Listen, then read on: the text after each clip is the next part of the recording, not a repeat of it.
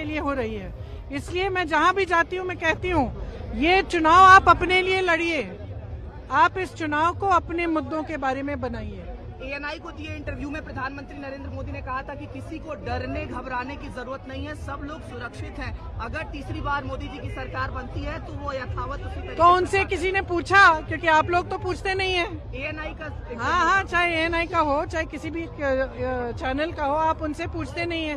आपको उनसे पूछना चाहिए था कि उनके जो नेता हैं हर जगह जाके ये क्यों कह रहे हैं कि संविधान को बदलने वाले हैं। सुनिए कि आप उनसे पूछिए ना कि संविधान को बदलने वाली बात उन्हीं के नेता क्यों कर रहे हैं, ये बात उभरी कहां से और इस बात का मतलब क्या है। अगर किसी को डरना नहीं चाहिए तो इसका मतलब क्या है, क्योंकि जब संविधान बदलेंगे तो आरक्षण को क्या होगा।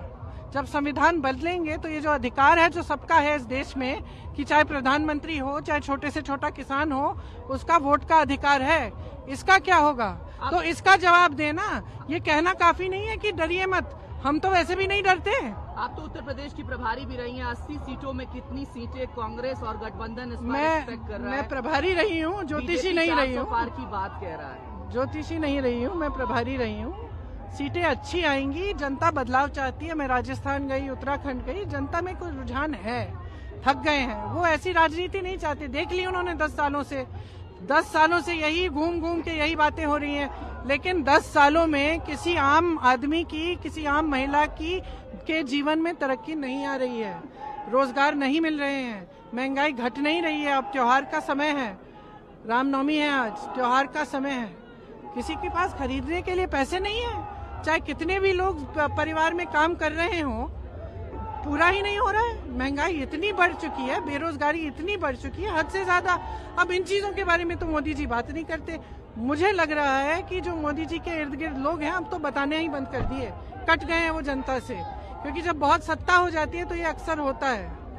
कल सुप्रीम कोर्ट में इलेक्टोरल बॉन्ड पर भी सुनवाई हुई, साथ ही साथ जो वीवीपैट है उसको लेकर के सुनवाई हुई। सुप्रीम कोर्ट ने फिलहाल इस पर सुनवाई का अगला फैसला दे दिया। तो इलेक्टोरल बॉन्ड पर और आज आपने वीवीपैट पर भी सवाल खड़ा किया, ईवीएम्स पर भी आप लोग लगातार क्वेश्चन करते रहते हैं। इस बार के चुनाव को कैसे देखते हैं? देखिए, जैसे मैंने कहा, इस चुनाव को हम देखते हैं जनता के नजरिए से। जनता जागरूक बने, समझे कि उनके साथ क्या हो रहा है। कल मोदी जी ने कहा कि इलेक्टोरल बॉन्ड के जरिए ये पूरा सिस्टम पारदर्शी हो गया है। वाह! तो ये स्कीम किसने निकाली भाई? गुप्त चंदा देने की स्कीम किसने निकाली? मोदी जी ने निकाली।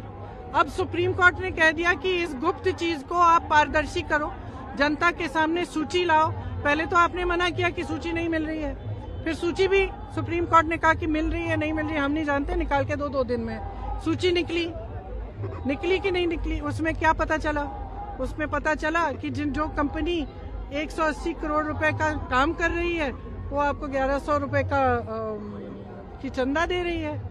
उसमें पता चला कि जिसने गुजरात का वो पुल बनाया वो भी चंदा दे रहे हैं। उसमें पता चला कि किसी पर आपने छापा मारा, उन्होंने चंदा दे दिया, अचानक उन पे से केस उठ गए। यही पता चला ना। तो ये भ्रष्टाचार के खिलाफ लड़ाई कैसे है? इनसे भ्रष्ट तो कोई है नहीं। ये इन्होंने तो भ्रष्टाचार का बाकायदा सिस्टम बना दिया, और जब पकड़े गए तब कहने लगे कि भाई पारदर्शी सूची है। ये बहुत गलत बात कर रहे हैं। जनता को जागरूक बनना पड़ेगा कि जनता के साथ कितना विश्वासघात हो रहा है आज के दिन।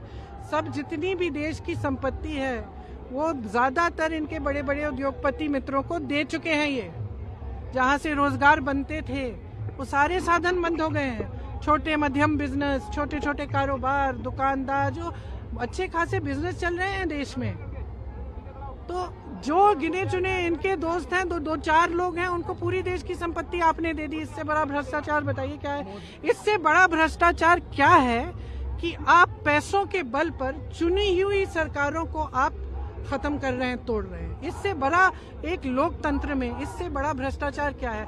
मैं तो समझ नहीं पाती हूँ कि पब्लिक देख रही है, पब्लिक जान रही है कि इस विधायक को 100 करोड़ दिए, उस विधायक को 50 करोड़ दिए, सरकार गिरा दी। अब भाजपा की सरकार आ गई, 2 महीने पहले हमने किसी और सरकार को चुना था। पब्लिक देख रही है लेकिन पब्लिक चुप है, मेरे समझ के बाहर है, क्योंकि आप मीडिया के लोग ना उनसे सवाल करते हैं। मैंने देखा इंटरव्यू, लेकिन सवाल क्या पूछे इंटरव्यू में भाई? सवाल ये पूछिए ना, पूछिए नारी शक्ति की बात करते हैं, तो ये उत्तराखंड में जो हुआ अलंकृता के साथ, उनका संरक्षण कौन कर रहे हैं जिन्होंने उनके साथ अत्याचार किया? हाथरस में जो हुआ, उन लोगों का संरक्षण किसने किया जिन्होंने वो अत्याचार किया? उन्नाव में जो हुआ, जो उस लड़की को जलाया, उनका संरक्षण कौन कर रहे हैं? तो इन चीजों का जो आप लोग पूछिए ना, आपका काम है पूछना, आप पूछते नहीं है, हमसे सारे सवाल उठाते हैं। हम विपक्ष में हैं, हमारा काम है जनता के लिए लड़ना और हम लड़ते रहेंगे। एएनआई तो सबसे सवाल पूछता है। एक सवाल आखिरी मेरा रहेगा कि इंडिया अलायंस आपने बनाया, इस बार जो एनडीए है वो कह रहा है हम 400 पार कर रहे हैं। इंडिया ने अभी अपना जो सीट्स है वो कोट नहीं किया है। आप अगर एएनआई पर सीट्स कोट कर दें अच्छा तो किस आधार पे ये कह रहे हैं कि ये 400 पार होंगे? यही जाने। वो कह रहे हैं 370। हाँ, या 370 अच्छा, या तो इन्होंने कुछ गड़बड़ पहले से कर रखी है कि इनको मालूम है कि हमें 400 मिलने वाले हैं, है कि नहीं? नहीं तो इस तरह ज्योतिषी की तरह कैसे कह सकते हैं कि क्या मिल रहा है? हम इतना कह सकते हैं कि अगर इस देश में आज के दिन ऐसा चुनाव हो जिसमें कोई गड़बड़ी नहीं हो, जिसमें ईवीएम में कोई गड़बड़ी नहीं है, तो मैं दावे के साथ कह सकती हूँ ये 180 से ज्यादा सीट नहीं ले सकते, उससे भी कम लेंगे। थैंक यू सो मच दीदी। It's so